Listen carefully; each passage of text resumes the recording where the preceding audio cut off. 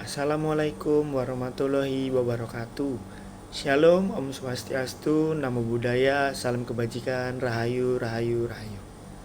Kami dari kelompok 1 Ilmu Negara ingin menjelaskan sedikit tentang makna demokrasi menurut DN Aidit.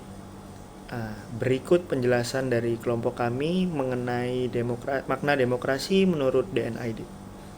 Perkenalkan, nama saya Zasikirani Putri dari kelas A dengan NIM 13124037. Arti kebangkitan nasional dan perjuangan kemerdekaan.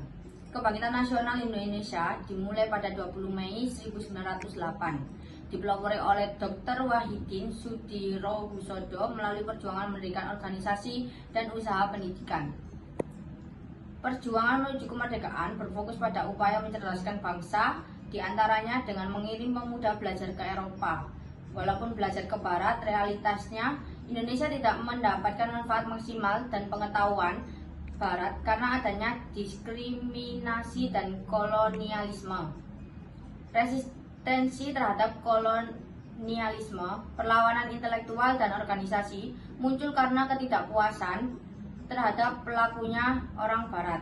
Contohnya Komit Bumi Putra pada 1913 oleh Ki Hajar Dewantoro dan Dr. Cipto Mangkusumo.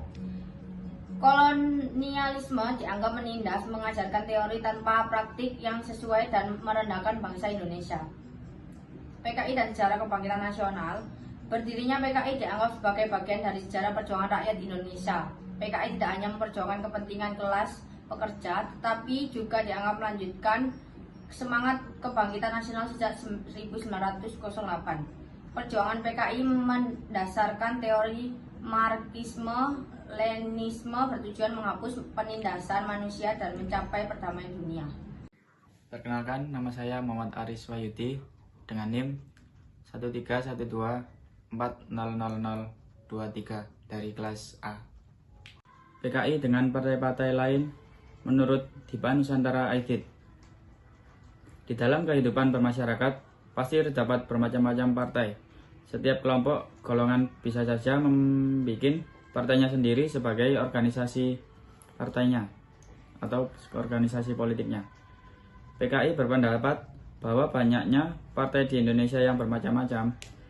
Banyak di antara partai-partai yang ada mempunyai dasar dan tujuan yang hampir sama. PKI tidak akan mencampuri soal-soal intern daripada partai-partai lain, walaupun untuk mempersatukannya sekalipun. Kewajiban PKI mengajak partai apa saja yang sedia dan jujur untuk bekerja sama dengan PKI guna menggalang persatuan nasional di berbagai kalangan, baik di kalangan kaum buruh, kaum tani, kaum pelajar, pemuda, pengusaha, dan lain-lain. PKI akan mengkritik pikiran-pikiran yang salah dan politik yang keliru dari anggota di setiap partai. Kerjasama yang sehat ialah kerjasama yang disertai saling mengkritik secara persaudaraan yang sebagaimana diterapkan dalam Peraturan Dasar Badan Pemusyawaratan Partai atau BPP. Kerjasama yang dilakukan atas dasar persaudaraan yang ikhlas. Dengan demikian, PKI bisa berguna bagi anggota-anggota dari partai lain. PKI akan mendapat bantuan anggota bawahan yang jujur dari partai-partai lain dalam menggalang Front Persatuan Nasional.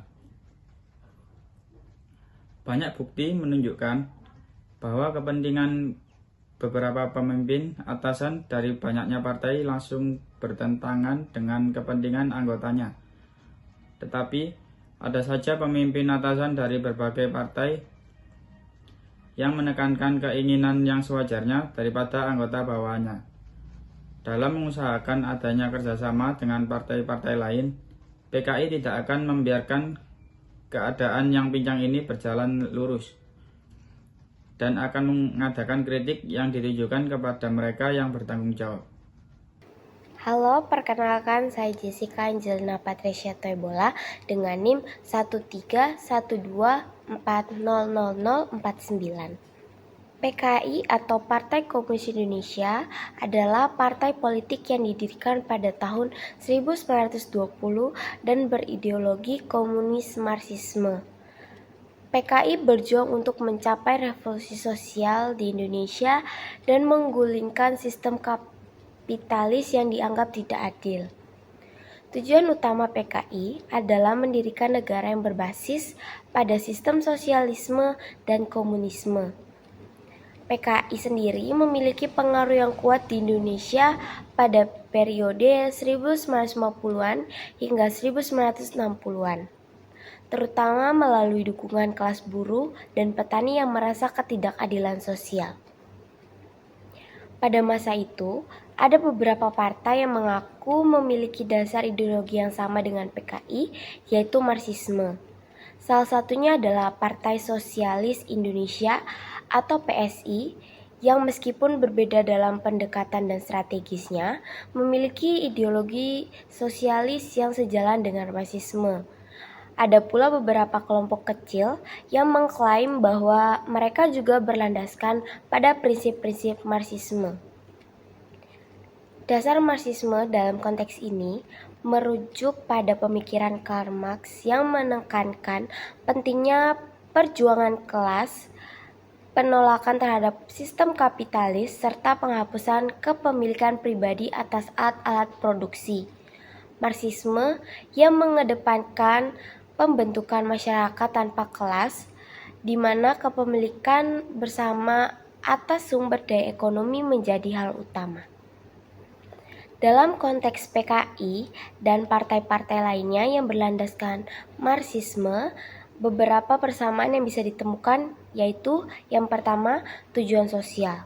Semua partai ini berjuang untuk menggantikan sistem kapitalisme dengan sistem sosialisme yang berbasis pada kesetaraan ekonomi dan distribusi kekayaan secara merata. Yang kedua, revolusi sosial. PKI dan partai-partai sosial lainnya menganggap revolusi sebagai cara untuk mencapai perubahan radikal dalam struktur sosial dan politik negara. Yang ketiga, perjuangan kelas. Dalam Marxisme, perjuangan kelas pekerja atau proletariat dan kelas pemilik modal atau bourgeoisie dianggap sebagai inti dari sejarah dan perubahan sosial. Namun perbedaan utama terletak pada strategis dan Halo, nama saya Alinda Maulidianti dari kelas A dengan NIM 13124000051. Selanjutnya, menurut DNIDIT mengenai stereotip masyarakat terhadap PKI dengan demokrasi ialah salah besar. Ia mengatakan bahwa musuh-musuh kemanusiaan sering mengatakan bahwa kaum komunis ingin menghapus demokrasi dan mau mengadakan diktatur perseorangan atau partai. Hal ini tidaklah benar. PKI hanya menghendaki diktatur atas musuh-musuh rakyat. Musuh-musuh rakyat di sini ialah penduduk yang kurang dari 10% populasi di Indonesia, yakni kaum reaksioner yang terdiri dari kaum imperialis, kaum tuan tanah besar, dan kaum komprador yang merupakan orang-orang asing maupun orang-orang Indonesia sendiri. Sistem demokrasi yang dikehendaki oleh PKI ialah sistem demokrasi yang dilaksanakan di antara rakyat, yakni rakyat diberi hak berbicara, hak bersidang, dan hak berkumpul. Begitu pula hak memilih hanya diberikan kepada rakyat, bukan kepada kaum reaksioner. Menurut DNIDIT, kaum reaksioner ialah musuh rakyat, dan mereka hanya bisa ditindas selama-lamanya dengan diktatur demokrasi rakyat. Diterangkan juga di sini mengenai pandangan PKI terhadap agama. Dalam program umum PKI dijelaskan bahwa Republik Demokrasi Rakyat yang dituju oleh PKI ialah yang menjamin kebebasan dalam beragama. Hal yang ditentang oleh PKI ialah tiap-tiap usaha imperialis yang mencoba memecah belah persatuan menggunakan agama. PKI tidak menyetujui adanya dominasi agama yang satu atas agama yang lain. Lalu selanjutnya, menurut DNIDIT mengenai rumor yang mengatakan bahwa PKI ingin melikuidasi kaum pengusaha nasional merupakan hal yang amat salah. Sebaliknya, program demokrasi rakyat yang ingin PKI berikan, yakni kedudukan yang stabil kepada kaum pengusaha nasional agar dapat memperbesar tenaga produktif masyarakat, sebagai syarat menuju masyarakat sosialis. PKI tidak menghendaki terhapusnya hak milik perseorangan. Justru yang benar bahwa imperialisme lah yang terus-menerus melikuidasi kaum pengusaha nasional agar mereka bisa memonopoli seluruh kehidupan ekonomi di tangan mereka saja. Begitu pula dengan kaum tani sedang. Dalam program agraria PKI, bahwa maksud yang pokok dalam perubahan tanah ialah menghapuskan tanah dari tuan tanah besar untuk mewujudkan masyarakat tani merdeka. Tujuan yang terakhir dan Dari hal ini ialah untuk membebaskan tenaga produktif di desa dari cengkraman sistem milik tanah dari tuan tanah agar dapat mengembangkan produksi pertanian dan demikian dapat terbukanya jalan menuju industrialisasi.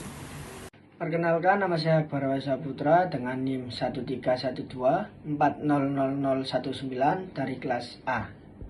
PKI dengan Soviet Uni dan negara-negara demokrasi rakyat. Musuh-musuh kemanusiaan suka menuduh bahwa PKI adalah agen Moskow atau agen RRT. Ini adalah tuduhan yang sangat rendah, apalagi jika ditangani dari pemimpin-pemimpin partai sosialis dan partai buruh atau partai lainnya.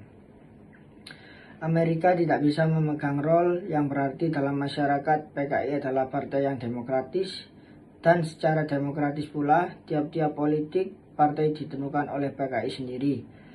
Ada lagi yang mengatakan bahwa PKI memilih salah satu pihak, bahwa PKI memihak sosialisme dan demokrasi rakyat. Dalam pertentangan antara kolonialisme Belanda dengan bangsa Indonesia, PKI memihak satu pihak, yaitu pihak bangsa Indonesia dalam pertentangan antara fasisme Jepang dengan Indonesia. Dalam pertentangan antara rakyat Indonesia dengan pemerintah Klik Sukiman, PKI memihak rakyat Indonesia dalam pertentangan antara demokrasi dan fasisme. PKI memihak demokrasi dalam pertentangan antara sosialisme dan demokrasi rakyat di satu pihak dengan imperialisme dunia di pihak lain.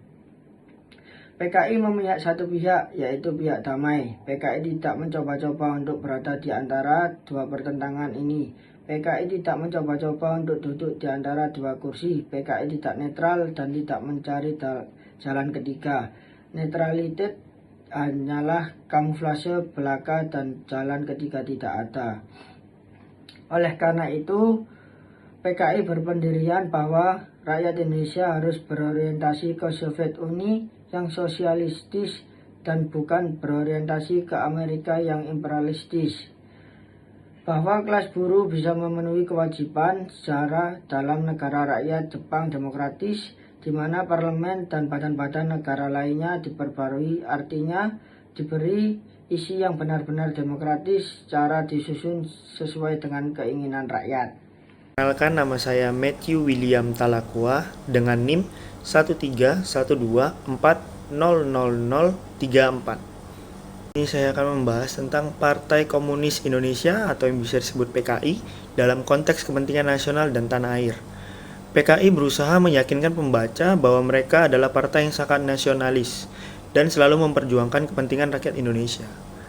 Argumen utama PKI itu adalah nasionalisme sejati. PKI mengklaim bahwa mereka adalah partai yang benar-benar nasionalis. Mereka mengkritik kebijakan pemerintah yang dianggap merugikan kepentingan nasional, seperti perjanjian dengan negara asing yang dinilai merugikan Indonesia. Dan ada lagi kepentingan rakyat. PKI menyatakan bahwa mereka selalu memperjuangkan kepentingan rakyat, terutama kaum buruh dan tani. Mereka mengkritik eksploitasi yang dilakukan kapitalis dan imperialisme. Kesiapan bekerja sama. PKI juga menyatakan kesediaan untuk bekerja sama dengan pemerintahan manapun yang benar-benar mengabdi pada kepentingan rakyat dan tanah air. Mereka memberikan contoh kesediaan untuk menghentikan oposisi jika pemerintah menjalankan kebijakan yang pro rakyat. Intinya, PKI itu ingin menunjukkan bahwa mereka bukanlah ancaman bagi negara, melainkan justru partai yang sangat mencintai tanah air. Mereka selalu berjuang untuk kepentingan rakyat banyak. Mereka terbuka untuk bekerja sama dengan pihak lain demi kepentingan nasional. PKI dengan perdamaian dunia. Dunia sekarang diliputi oleh satu pertanyaan vital, perang atau damai. Musuh-musuh kemanusiaan mengatakan bahwa Uni Soviet mau menguasai dunia dengan mengadakan perang. Ada juga yang mengatakan bahwa kaum komunis di Indonesia, yaitu anggota PKI, adalah alat yang akan membantu Soviet menaklukkan bangsa Indonesia di bawah kekuasaan Soviet. Sejarah membuktikan, bukanlah Soviet yang menyebabkan pecahnya Perang Dunia Pertama dan Kedua, dan bukan Soviet yang menyebabkan adanya perang-perang kolonial, tetapi negara-negara imperialis yang berebutan untuk menguasai dunia. Negara-negara tersebut antara lain ialah seperti Jerman, Italia, dan Jepang, serta dengan secara tidak langsung didorong oleh klik imperialis dari negara lain. Perang-perang kolonial yang mengamuk di Korea, Vietnam, dan lain-lain juga bukan karena Soviet, tetapi imperialis Amerika, Inggris, Prancis, dan lain-lain. Perang kolonial di Indonesia 2 kali terjadi, dan selama 2 kali perang tersebut tidak pernah kelihatan tentara merah Soviet maupun tentara merah Tiongkok.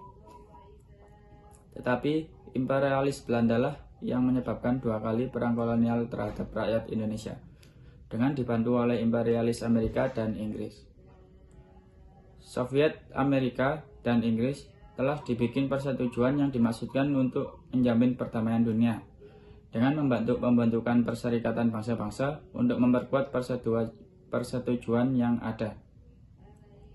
Tetapi Amerika dan komplotannya tidak menaati persetujuan yang ditandatanganinya. Kaum komunis berpendapat bahwa perkembangan imperialisme tidak sama di seluruh dunia.